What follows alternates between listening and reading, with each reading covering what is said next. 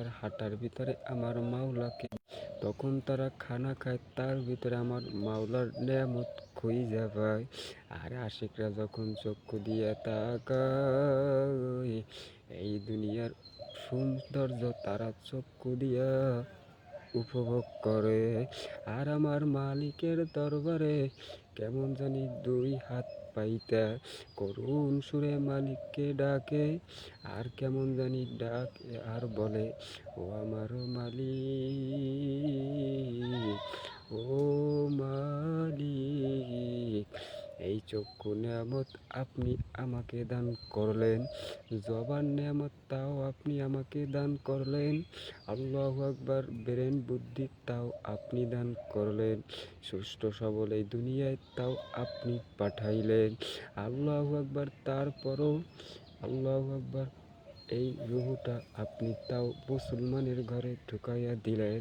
হে দয়ার মালিক, আপনার শুকরিয়া যদি সেজদায় পইরা কিয়ামত হওয়ার আগ পর্যন্ত আদায় করি, আল্লাহর ফজলে ক্রমে শুকরিয়া শেষ হবে না।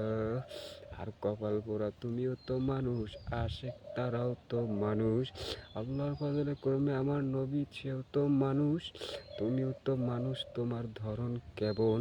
আল্লাহু আকবার। আশেকরা যদি আমার মালিককে সব কাজের ভিতরে পাইতে পারে, তুমি কপাল পোড়া আমি মানুষ, আমাদের ভিতরে আমার মাওলার কি হইল?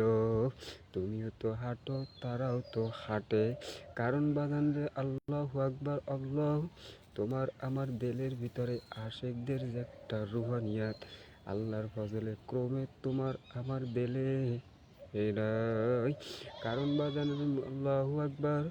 মুসাফির সে কিন্তু আগ থেকেই বুঝে, তার যতই গন্তব্য যতই দূর হোক না কেন, তার জোলা নিয়ে যতই দুঃখ পারি জমক না কেন, আল্লাহর ফজলে ক্রমে সে একদিন না একদিন আল্লাহর ডাকে সারা দিবে।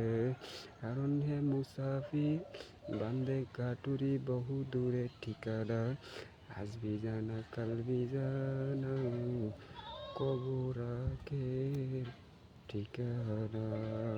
কারণ মুসাফির যতই দূরে যাক না কেন, আল্লাহর ফজলে আমার মালিক তাকে ঠিকই কিন্তু ধরবে, কেউ কিন্তু আর পালাইতে পারবে না। তদ্রূপভাবে মালিকের হুকুম যে মানছ, ওই পুরীতে তো